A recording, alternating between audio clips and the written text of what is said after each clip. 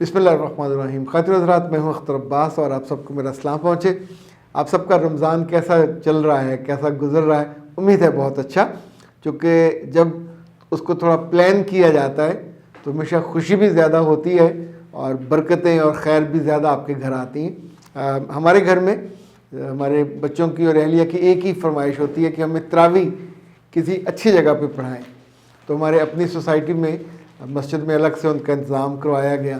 اب ماشاءاللہ 28 عورتیں وہاں آتی ہیں تراویح پڑھنے کے لیے. تو دوسری فرمائش ان لوگوں نے یہ کی کہ جی قاری صاحب بہت تیز پڑھتے ہیں. اور پھر قاری صاحب سے بات ہوئی تو پتہ چلا کہ قاری صاحب کہتے ہیں میں نے تو یاد ہی تیز کیا ہوا ہے، میں اگر آہستہ پڑھوں تو مجھ سے پھر وہ پڑھا نہیں جاتا، بھول جاتا ہے. اور لیکن جو پیچھے کھڑے ہیں ظاہر ہے ان کی تو سزا نہیں ہے کہ پیچھے آپ 20 تراویح کھڑے رہتے ہیں اور اس دوران پھر الٹے سیدھے خیالات ذہن میں آتے ہیں، چونکہ قرآن پاک آپ کو سمجھ نہیں آ رہا ہوتا. تو جتنے بھی مولوی صاحبان یا بچے پڑھتے ہیں تیز، ان کو ضرور سمجھانا چاہیے کہ یہ اللہ کا مہینہ ہے، قرآن مقدس کا مہینہ ہے. تو قرآن بیسیکلی سننے کے لیے تراویح ہے، اور اسی لیے قیام اللیل کیا جاتا ہے. تو اگر وہ سمجھ بھی نہ آئے، سنا بھی نہ جائے اور فہم بھی اس کی کچھ نہ ہو، بعض لوگ تو 4 تراویح کے بعد تھوڑا سا اس کی تشریح اور ترجمہ بھی کرتے ہیں، بہت اچھا کرتے ہیں. بل آج کا جو میرا ٹاسک ہے وہ یہ کہ ہم نے ایل ڈی ایونیو 1 میں مسجد قباء ہے، وہاں میں نے آج صبح گیا تھا، پتہ کر کے آیا ہوں کہ وہاں خواتین کا الگ سے پورشن ہے. تو سنا یہ ہے کہ ان کی قرأت اچھی ہے، آج اس کو ٹرائی کرتے ہیں.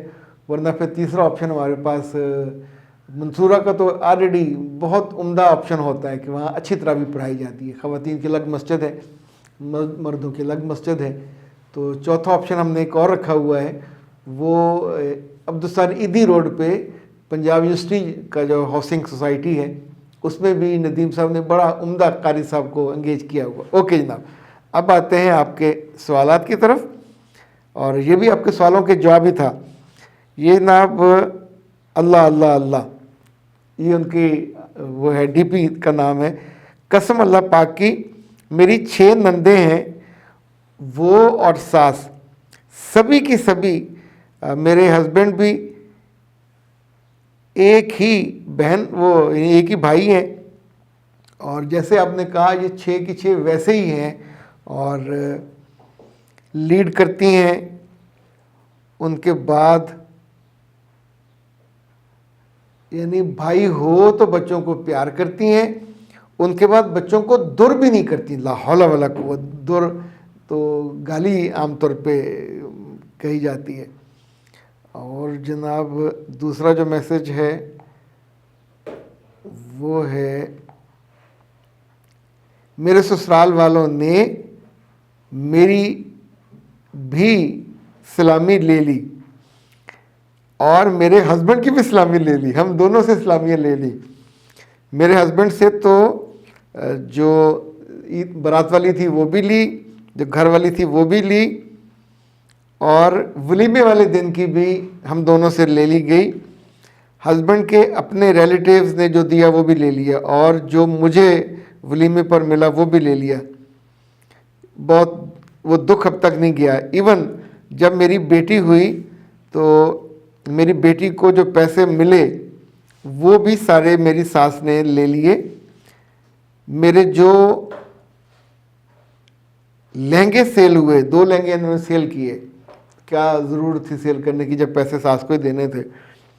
تو دونوں طرف کے تھے تو بھی پیسے ساس نے لے لیے. ساس نے میرا من دکھتا ہے، جو گولڈ گفٹ ملا تھا مجھے منہ دکھائی کا وہ بھی ساس نے لے لیا. یہ ساس بالکل کو بہت ہی غربت کی ماری ہوئی، اللہ معاف کرے، اس کی غربت نہیں جاتی. ورنہ عام طور پہ اتنی تنگ دلی اور خست پڑھی لکھی اور سمجھدار عورتیں اور دیندار عورتیں تو بالکل نہیں کرتی، نہ کرنا بھی نہیں چاہیے. وہ خواتین جو اس وقت ہمیں سن رہی ہیں، آپ کسی بھی عمر میں جب آپ ساس بنو تو براہ کرم یہ نہ کیجیے گا. یہ دیکھیں نا، اس بچی نے، اب اس کی اپنی بچی بھی ہو گئی ہے، تو ہر موقع پہ یہ ظلم ہم نے مختلف گھروں میں ہوتے دیکھا. عید شب رات پہ بچوں کو جو پیسے ملتے ہیں ان سے لے لیے جاتے ہیں. سلامیہ اس بچی کا اور بچے کا حق ہے, ان کو رہنے دینا چاہیے. آپ نے اتنا خرچ کیا, ان 30-40 ہزار سے کتنا وہ ہو جائے گا مسئلہ, اللہ اور دے دے گا. لیکن یہ چونکہ اسے کہتے ہیں ورے دنوں کے دن ہوتے ہیں, تو ان کی جو یادیں ہیں وہ آپ کو پلیزنٹ ایک میموری ہوتی ہے. آپ اسے ہنی مون پہ خرچ کر لو, کسی اور جگہ خرچ کر لو. مگر جن ساسوں نے اپنی جوانی میں یا اپنی لڑک پن میں بہت غربت دیکھی ہوتی ہے, ان کی غربت کبھی نہیں جاتی. ایون ایک زمانے میں تو یہ بھی شکایت ملتی تھی کہ ایسی خواتین جو حج پہ جاتی تھیں اور گورنمنٹ وہاں, اس زمانے میں تو یہاں بہت غربت تھی, وہاں بہت عمارت تھی, تو گورنمنٹ کھانے اور جوسز کے ڈبے اور بہت سی پیکنگ ہوتی تھی, تو یہ ظالم وہاں جتنی دیر رہتی تھی ڈبے جمع کرتی رہتی تھی خالی. وہ تو بعد میں آتے ہوئے سارا لانا ممکن نہیں ہوتا تھا. وہاں کے ڈبے بڑے خوبصورت ہوتے ہیں. ایک وقت آتا جب آپ کو اپنے آپ کو سمجھانا ہوتا ہے کہ چیزوں سے, پیسے سے محبت کتنی کرنی ہے. جتنے لوگوں نے بھی پیسوں سے محبت پالی ہے, کھایا جو آپ نے ہے وہ آپ نے کھا لیا, جو بچا جو آپ کے پاس ہے اس میں سے آپ نے اللہ کی راہ میں کتنا خرچ کیا, چیریٹی کتنی کی, صدقہ کتنا دیا, زکوٰۃ کتنی دی. That's a question. عقل مندی اور دانش مندی تو یہ ہوتی ہے کہ اپنے بچوں کو بندہ یہ سکھاتا ہے کہ میرے بچے تمہاری شادی ہے, تم اپنا صدقہ نکالو, اپنی بیوی کا صدقہ نکالو, بچوں کا صدقہ نکالو.